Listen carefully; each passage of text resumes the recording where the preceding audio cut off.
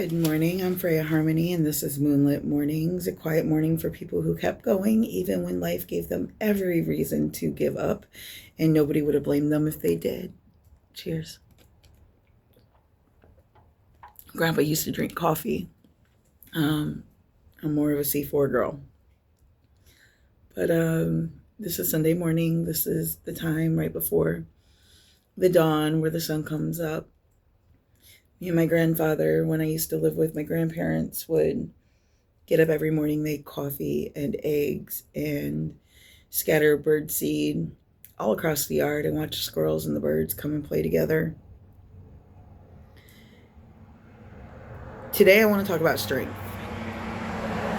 Grandpa used to say the best time in the morning was before, or the best time of the day was before the world woke up. And he's not wrong. It's quiet. There's a few little scattered cars here and there running by, but it's a time you can really sit with yourself. It's time you can have peace. It's time you can have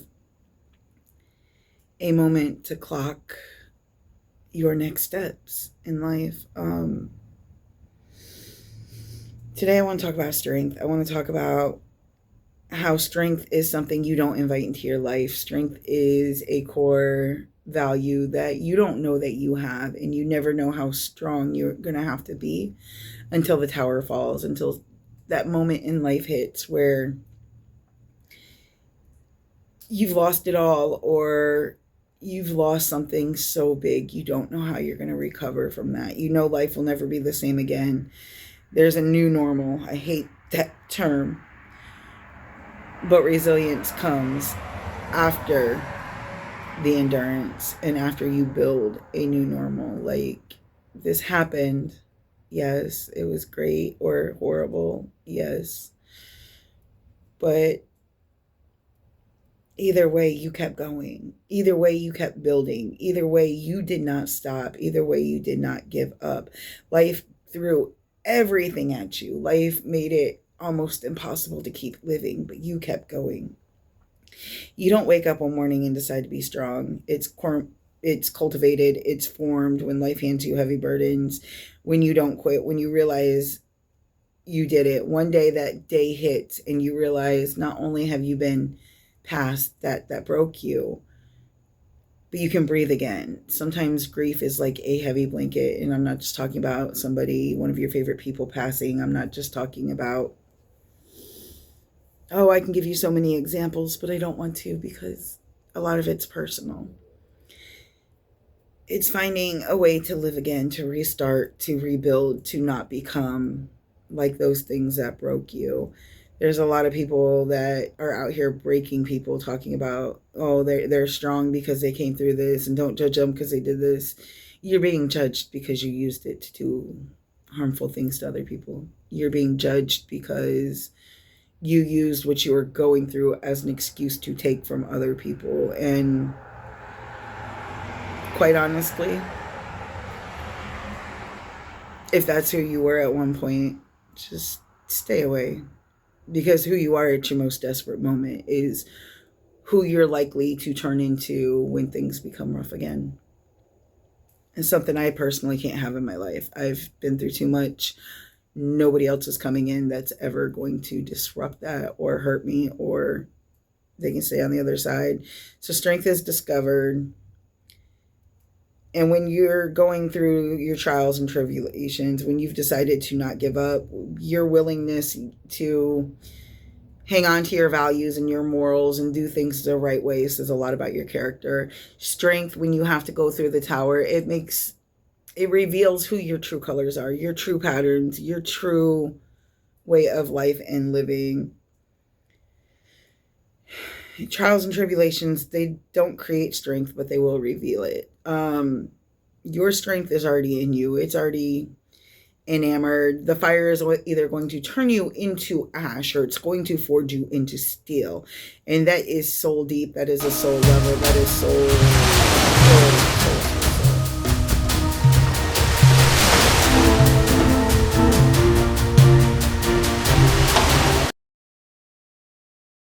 Oh, soul. That is who you become. those are the values and beliefs that you hold on to for a lifetime. If you're going through some things, I want you to remember, just get through this one thing. This one thing. One breath. Take a breath. Take a step. Take a breath. Take a step. You can't get to where you need to go until you've passed everything that you got to do. The only way to get to it is to get through it, so to say. The only way to get to it is to get through it. You can't give up, because if you give up, if you duck out, if you take the easy way out,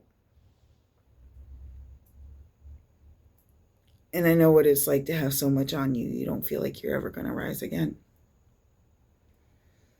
Sometimes the biggest chaos going on behind the scenes is on a person that you would never know what they're going through. You would never see how bad they're being hurt. You would never see so much things. That's why I try to be kind to everybody. Don't get it wrong. When I'm disrespected, I become awful disrespectful. But I do give a whole lot of people the respect that they deserve before ever knowing who they are, because you don't know what they are going through. You don't know what they've been through. You don't know who they've been, and you don't know who they are now. Don't get it twisted. Like I said before, once I get disrespected, I become awful disrespectful, and you're probably going to feel it long after I do. But that's because I've already been through so much. People will try to embarrass me, but you can't. You cannot. I went my whole developmental years, I was bullied by not only my mother, but her husband, who 37 years later, she still will not admit what happened to me. She still tries to hide it under the rug, and she hasn't been with the man for 37 years. How does one do that? How does one do that? I'll never know. I'll never know. Looking at it from the outside, you never know everything. You can talk about it, you can say this, you can say that, you can know what really happened and try to defend somebody, but ultimately leave people to their own judges, their own judgments, their own categorize. If they don't like you because of what you've been through, or they don't like you because of the strength that you wield or that you carry, let them go. Let them go. If you are somebody who did grimy things and you've truly, truly changed, you don't get the right to ask people for forgiveness. You don't get the right to ask them back into your life. You don't get the right to ask them to ask somebody else to see you in a different way. That's something that doesn't get to happen. All right. I went through a lot of therapy to learn that. So did my kids, because my kids did something when they were too young to know any better, because an adult did some things to them. And while some of those same adults judged me, they ran off with the person that did it to my children. So that was as an adult. Something I had to get over was me thinking it could never happen to my kids, because it happened to me, and it did. Not just that, I lost a daughter due to SIDS many, many years ago. I full on CSA. Full penetrable knot. I had a woman ask me, I told somebody about it one time, and she goes, "You sure he didn't just diddle you a little bit?" And I don't know why that comment hits so hard, but it's things like that. Like, even after you come through it, there's still going to be people that judge you. There's still going to be people that say some of the stupidest things.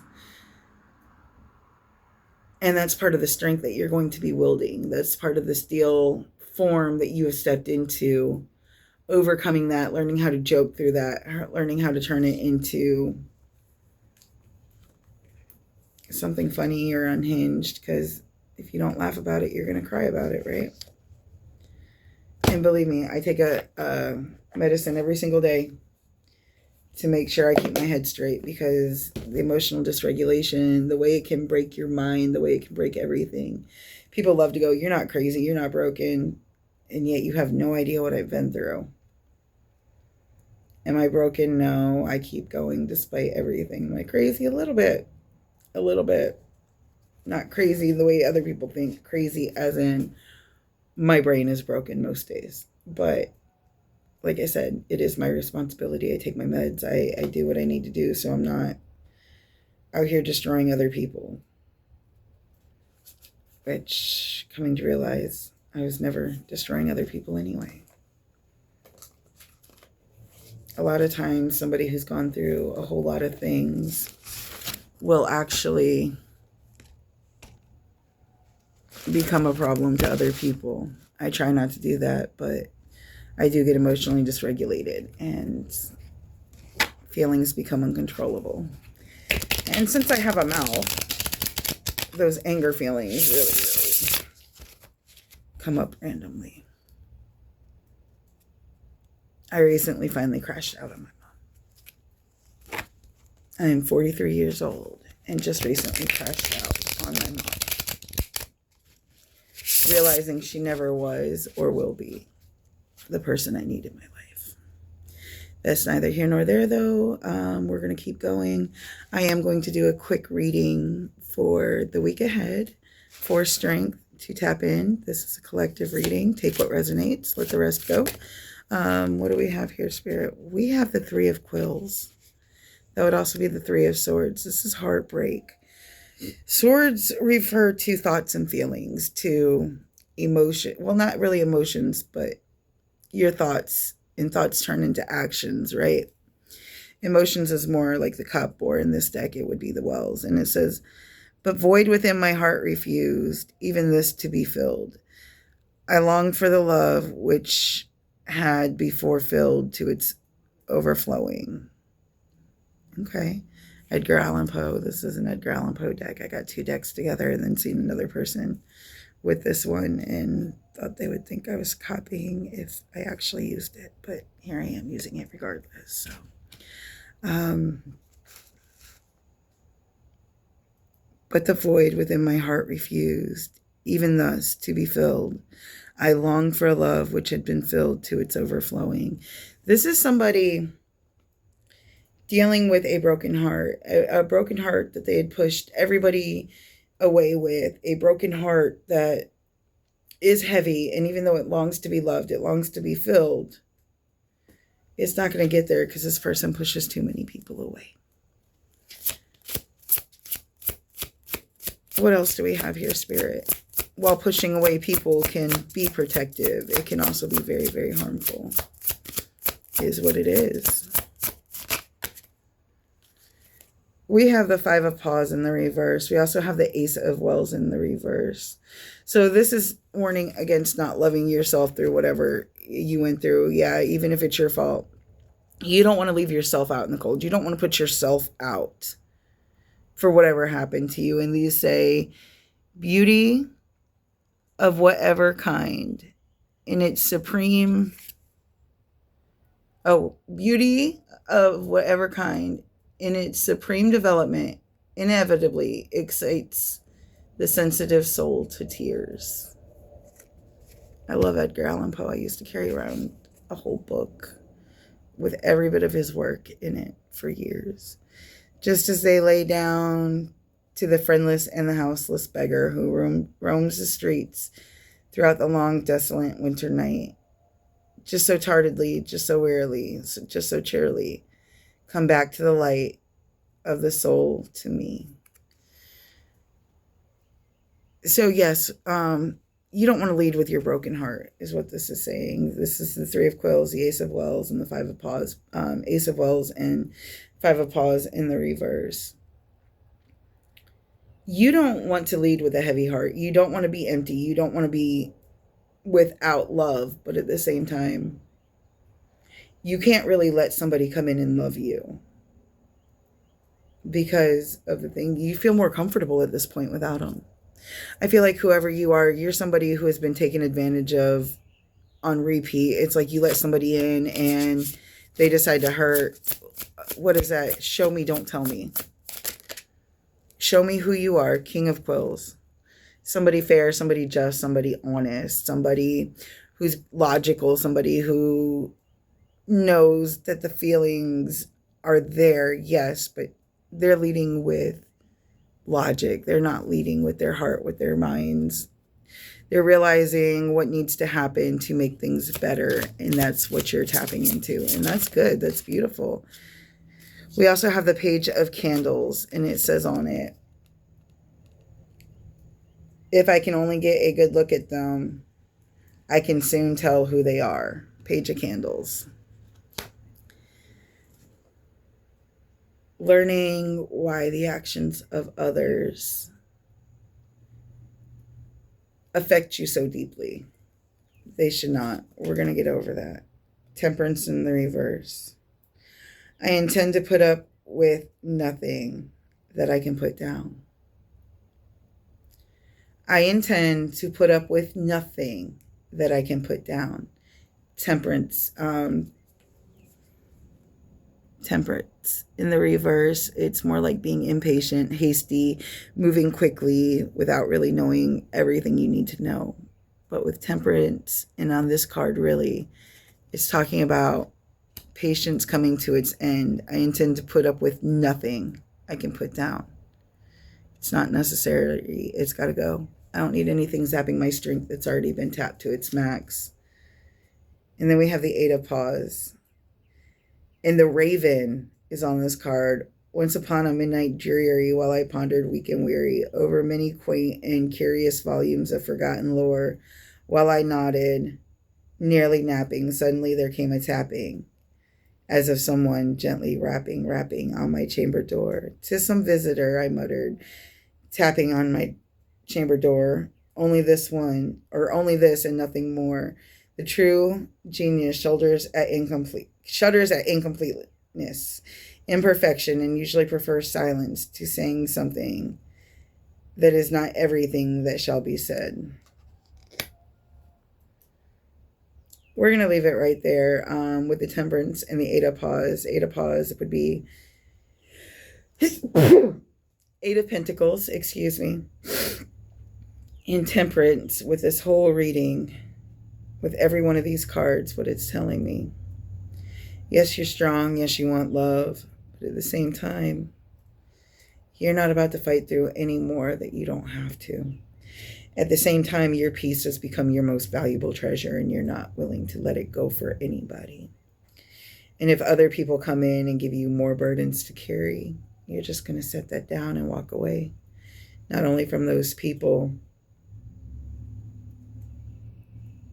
but from things that you don't need to carry. And I'm not talking about things, okay, things happen, things we go through. I'm talking about things where people, that in particular person, is going to be what causes every heartbreak, every tear with their actions. It's not going to happen. It's not going to be around. Yes, we're going to fight. Yes, we're going to sit through. Yes, we're going to get through what we got to get through. Yes, we're going to keep going. But if you're going to add more and not carry your own weight, you got to go. Bye-bye. And I feel like so many people don't realize that. They're so scared of losing certain people in their life out of love. And yeah, me too. Me too. But I also know that I can get through anything that comes my way and still survive and still get up and fight again. Fire reveals what spirit is made of. Some will become ash, others will be forged into steel. It's up to you to decide which one you'll become. Thank you for joining me for our Sunday Moonlit Morning. Today is March 8th, and I hope you have a great day. Love you, miss you, bye.